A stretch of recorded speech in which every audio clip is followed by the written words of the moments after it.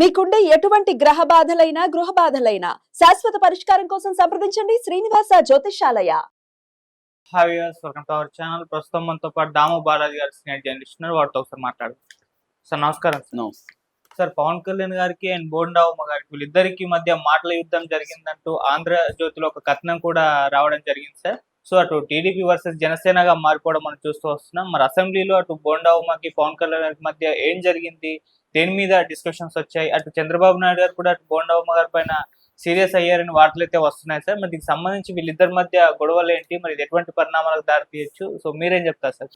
యాక్చువల్గా ఈ కూటమి ప్రభుత్వం వచ్చిన కొత్తల్లో పవన్ కళ్యాణ్ ఒక అనౌన్స్మెంట్ చేశాడు. అదేంటంటే వైసీపీకి ప్రజలు ప్రతిపక్ష హోదా ఇవ్వలేదు కాబట్టి మొత్తం సీట్లలో 10% ఉంటేనే ప్రతిపక్ష హోదా అసెంబ్లీలో వస్తుంది.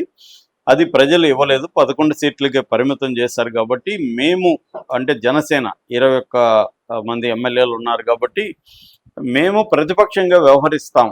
మేము కూటమిలో భాగమైనప్పటికీ కూడా మా ప్రభుత్వం ఏమన్నా ప్రజా వ్యతిరేక విధానాలకు పాల్పడినా, అవినీతి అక్రమాలు జరిగినా నేను ప్రతిపక్షంలాగా వ్యవహరించి నిలదీస్తాను అనేది ఆయన మాట్లాడాడు.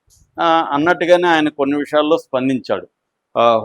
హోంశాఖకు సంబంధించిన పోలీసులు సరిగా బిహేవ్ చేయట్లేదు అనేది ఓపెన్గానే ఆయన హోంశాఖను నేను తీసుకుంటాను అన్నట్టుగానే అన్నాడు.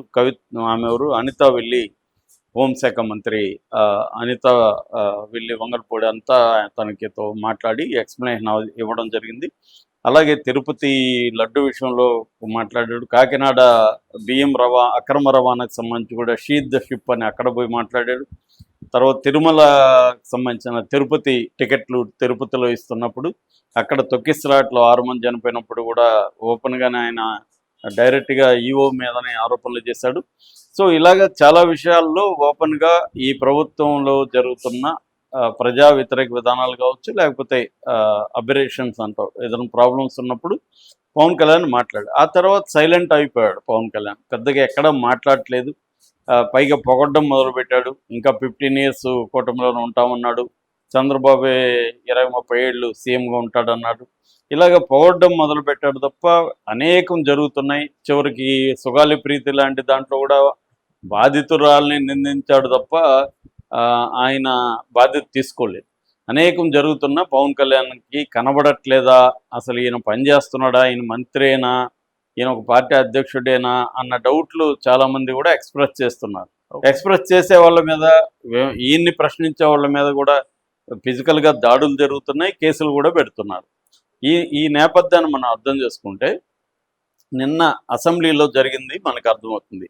అంటే డ్రామానా నిజమా అనే డౌట్ ఇప్పుడు చాలామందికి ఉండడానికి నేపథ్యం అవసరం. అంటే పవన్ కళ్యాణ్ ప్రతిపక్షంగా వ్యవహరించడం లేదు, చిన్న డ్రామా చేశాడు, ఫాలోఅప్ కూడా లేదు. ఇప్పుడు కాకినాడ ఫాలోఅప్ లేదు, హోంశాఖ పోలీసుల అరాచకాలు అట్లాగే జరుగుతున్నాయి, ఫాలోఅప్ లేదు. తిరుపతి లడ్డు ఫాలోఅప్ లేదు. తర్వాత తిరుపతిలో తొక్కిసలాట, ఎవరి మీద ఈయన చెప్పిన వాళ్ళ మీద ఎవరి మీద చర్యలు తీసుకోవాలి, ఫాలోఅప్ లేదు. అటవీశాఖ, ఈయనది అటవీశాఖ అధికారుల మీద ఒక బుడ్డా రాజశేఖర రెడ్డి ఎమ్మెల్యే ఆయన దాడులు చేస్తే దాని మీద నివేదిక అది ఇది అన్నాడు, ఏమీ జరగలేదు.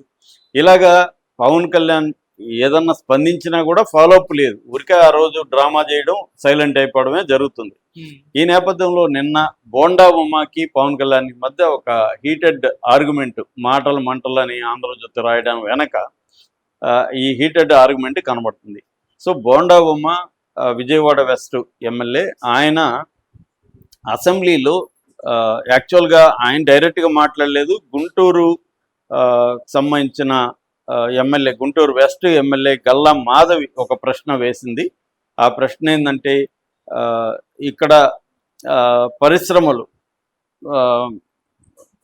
కాలుష్యాన్ని వెదజల్లుతున్నాయి, ముఖ్యంగా ప్లాస్టిక్ వాడకం ఎక్కువైపోయింది, దాని మీద చర్య తీసుకోవాలి అనేది ఆమె ప్రధానంగా ప్లాస్టిక్ మీద ఆమె ప్రశ్న వేసింది.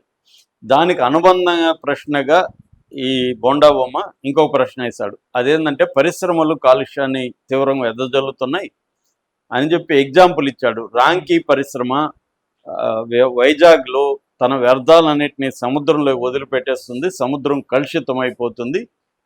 దాని మీద పీసీబీ అంటే పొల్యూషన్ కంట్రోల్ బోర్డు చర్యలు తీసుకోవట్లేదు. PCB chairman Krishnaiah, P Krishnaiah, ఆయనకి కంప్లైంట్లు ఇస్తుంటే కూడా ఆయన పవన్ కళ్యాణ్ని చెప్పండి, పవన్ కళ్యాణ్ ఆఫీస్ నుంచి నాకు వస్తేనే, అంటే ఉప ముఖ్యమంత్రి ఆఫీస్ నుంచి వస్తేనే నేను పనిచేస్తా అన్న విధంగా ఆయన బిహేవ్ చేస్తున్నాడు అనేది తీవ్రంగా ఆరోపించాడు. ఇది డైరెక్ట్గా పవన్ కళ్యాణ్ పేరు చెప్పడం, పవన్ కళ్యాణ్ చెప్తేనే ఆయన చేస్తాడంట, మేము ప్రజాప్రతినిధులు చెప్తే చేయడంట, కాలుష్యం జరుగుతుంది అనేదే కాకుండా ఇంకొక పెద్ద ఆరోపణ కూడా చేశారు.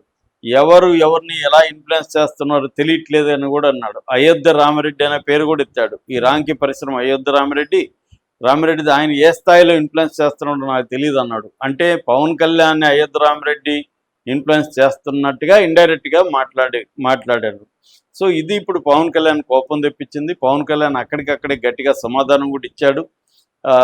ఒక రాంకీ పరిశ్రమే కాదు, అనేక పరిశ్రమలు కూడా కాలుష్యం ఉంది, దాని మీద చర్యలు తీసుకోవాల్సి ఉంది, ఈయన వ్యక్తిగతంగా దాడి చేస్తున్నట్టుందని. గ్యాలరీలో ఆ టైంలో కృష్ణయ్య కూడా ఉన్నాడు. ఇమీడియట్గా కృష్ణయ్యని పిలిపించి పేషీలో పవన్ కళ్యాణ్ చర్చించాడు.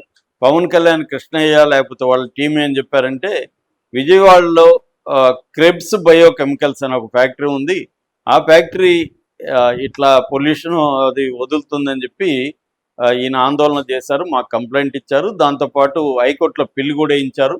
అయితే మేము ఈ కంప్లైంట్లు తీసుకొని చర్యలకి రెడీ అవుతున్నాము. ఆ క్రమంలో ఈయనే మళ్ళీ ప్రెజర్ చేశాడు చర్యలు తీసుకోవద్దని. సో దానివల్ల మాకు ఆయనకి మధ్య క్లాష్. మీరే డిమాండ్ చేస్తారు, మీరే హైకోర్టుకి వెళ్తారు, ఇప్పుడు మళ్ళీ చర్యలు తీసుకోవద్దని మీరే వస్తున్నారు, ప్రెజర్ చేస్తున్నారు అనేది వచ్చింది. దాన్ని దృష్టిలో పెట్టుకొని ఎలా చెప్తున్నాడు అనేది పవన్ కళ్యాణ్కి వీళ్ళు చెప్పారనేది ఒక వార్త లీక్. ఆంధ్రజ్యోతి కూడా ఇదే రాసింది. సో అందువల్ల పవన్ కళ్యాణ్ దీని మీద సమగ్ర నివేదిక ఇవ్వండి, దీన్ని అంత ఈజీగా వదిలిపెట్టను, నేను సీఎం చంద్రబాబు దృష్టికి తీసుకెళ్తానని పవన్ కళ్యాణ్ చెప్పినట్టుగా ఇప్పుడు నివేదిక ఇవ్వన్నట్టుగా వస్తుంది.